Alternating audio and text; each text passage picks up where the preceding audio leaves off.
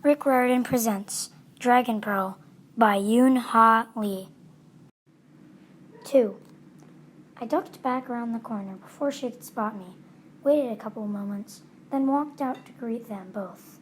My nose tickled again, and I stifled a sneeze. "Yes, Mom?" I asked, pretending I hadn't been eavesdropping on their conversation. Mom briefly explained the situation to me. "This man has a message from June," she said. "He'd like you to tell him if you see anything unusual in it." I could hear the skepticism in her voice. I nodded sullenly at the investigator, resenting the fact that he had accused June of deserting. Still, there was a silver lining.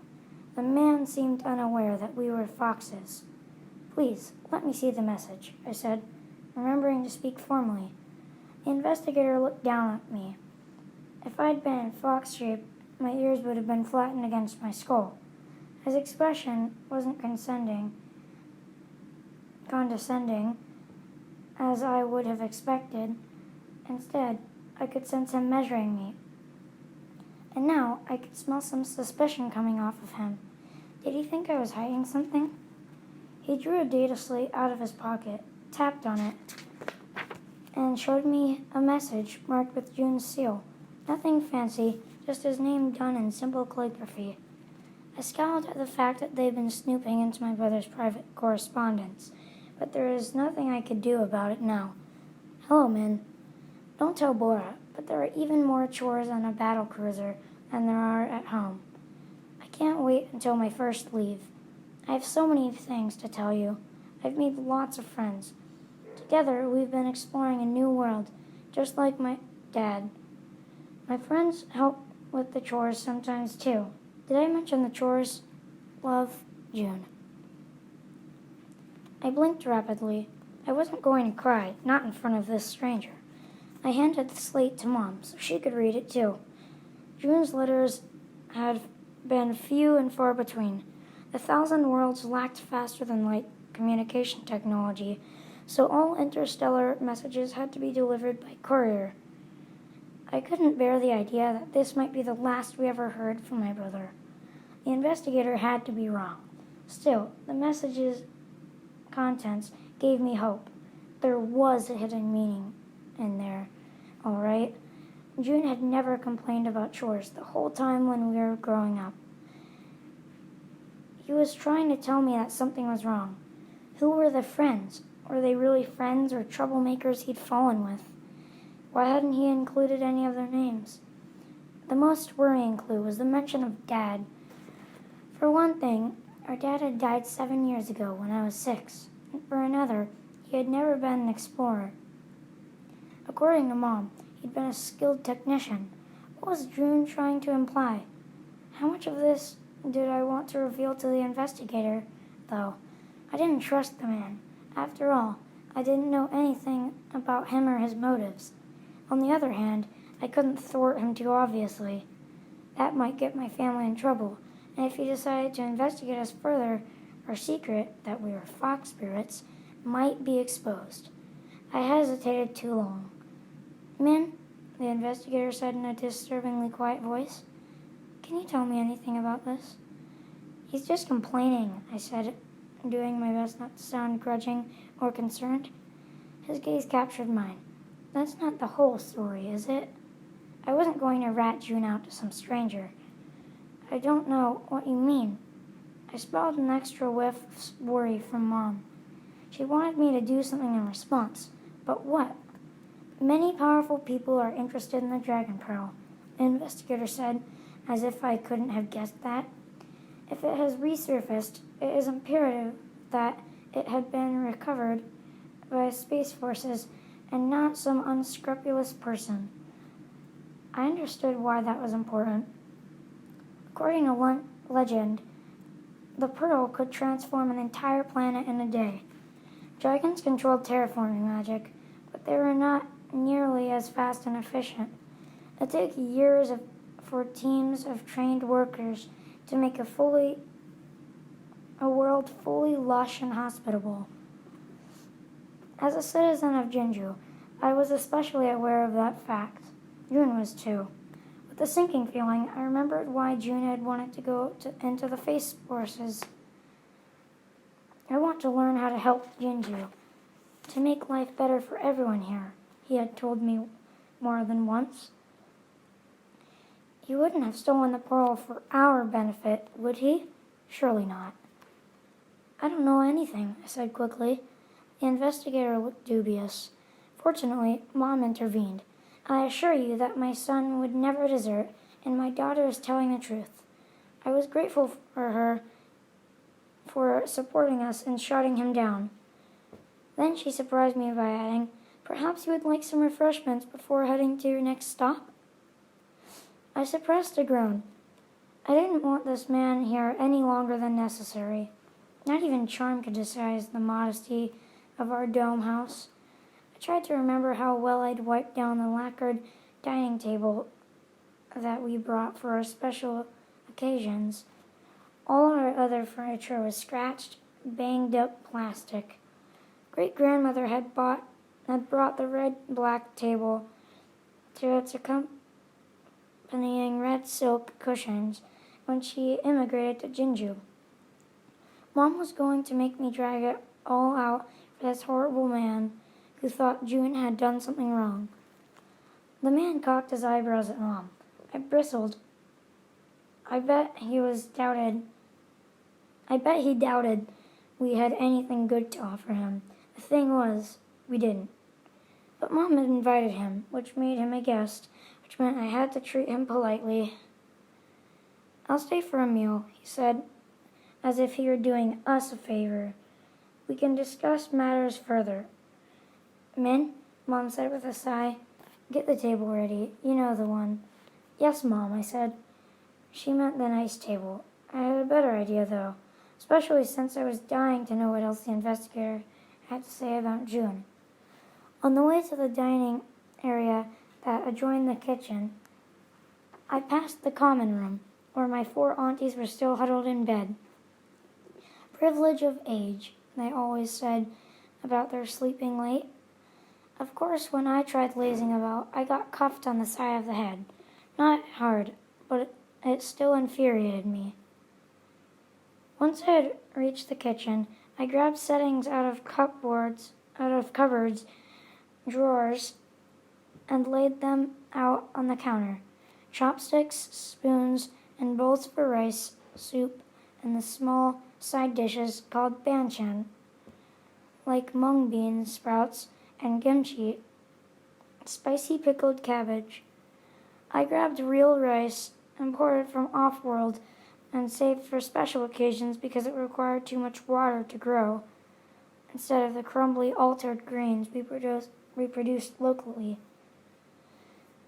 After hesitating, I added some of the fancier foods and drinks we saved for festival days, like honey cookies and cinnamon ginger punch.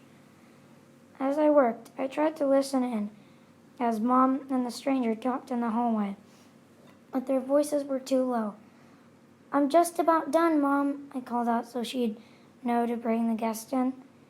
Then I concentrated hard, thinking about rectangles, right angles, and straight lines.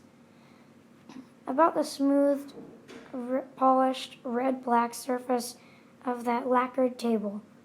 If I was going to imitate a table, I had to appear better than the real thing. Charm swirled and eddied around me.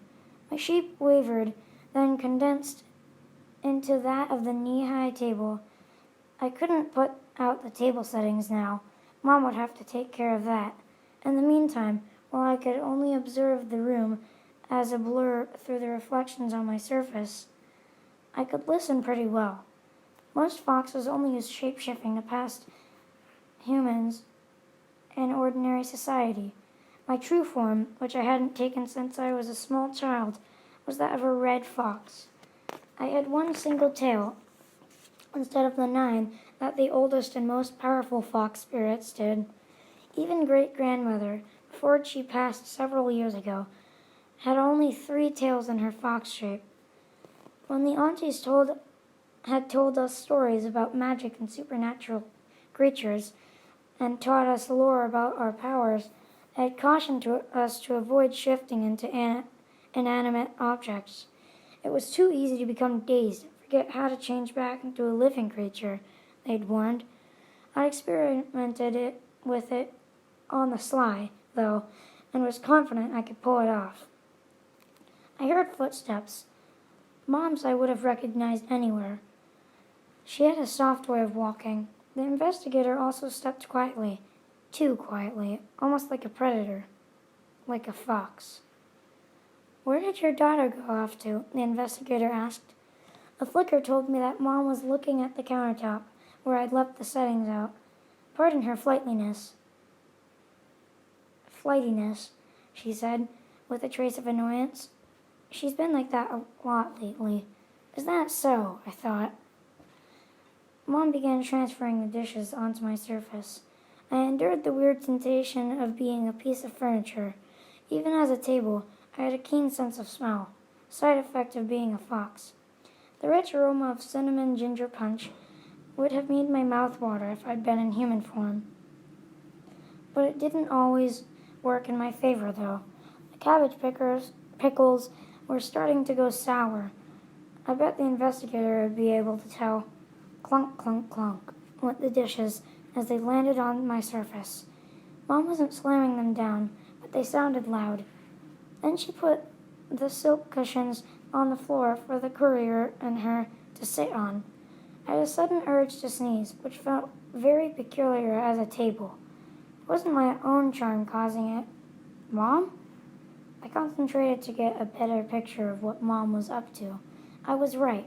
She was using more charm. And this time, she wasn't doing it to fancy up her clothes. Rather, her charm was focused on the investigator, who still hadn't given his name. She was trying to get him to lower his guard by using the kind of magic she had always told me honorable foxes never resorted to. The prickling sensation intensified, although it wasn't directed at me. I quivered with outrage. Some of the platters on my surface clanked. The investigator froze in the middle of reaching for his chopsticks. "What was that?" he asked. "Maybe there is a tremor," Mom said after a brief pause. "We get those from time to time." I could smell her suppressed anger, even if she was hiding it from the investigator. She was on to me. I was going to be lectured later. I just knew it. Surely the investigator wouldn't fall for her excuse. This region was old and quiet, no volcanoes or anything, but I resolved to tamp down my reactions. "You must have traveled a great distance to reach us here in the outer rim," Mom said. "I'm sorry I couldn't be more helpful in the matter about my son. Serving in the Space Forces was his dream, you know. I can't imagine that he'd turn his back on it." His voice was curt. "Your daughter's hiding something, Miss Kim. If you don't help me determine what it is, then I will be forced to open a general investigation into your family. In my experience, everyone has dirty laundry, even in a place like Jinju." He didn't get any further.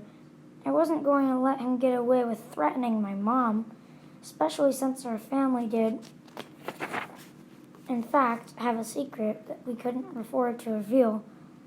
My senses jumbled as I resumed human shape.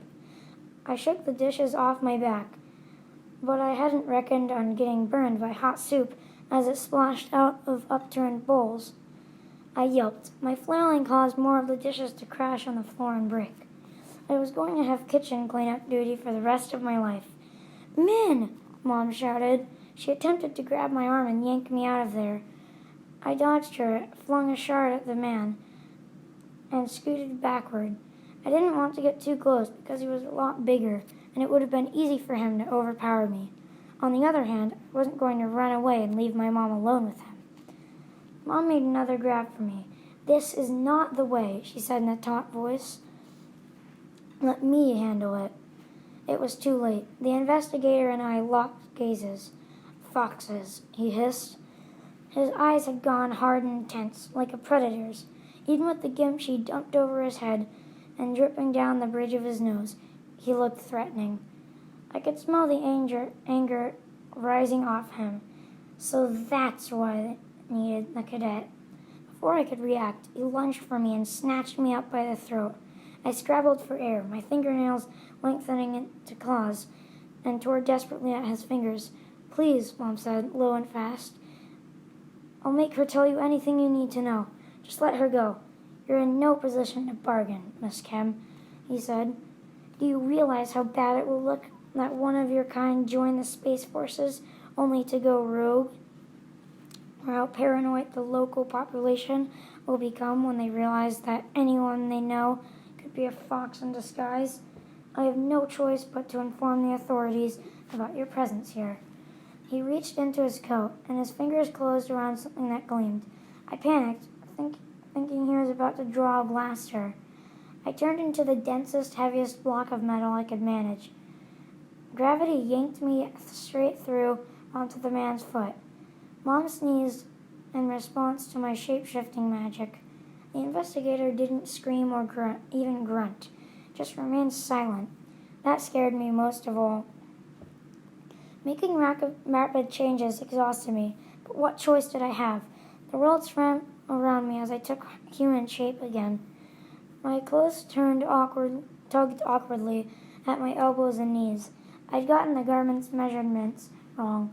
Gray-faced, the man bent over to examine his foot.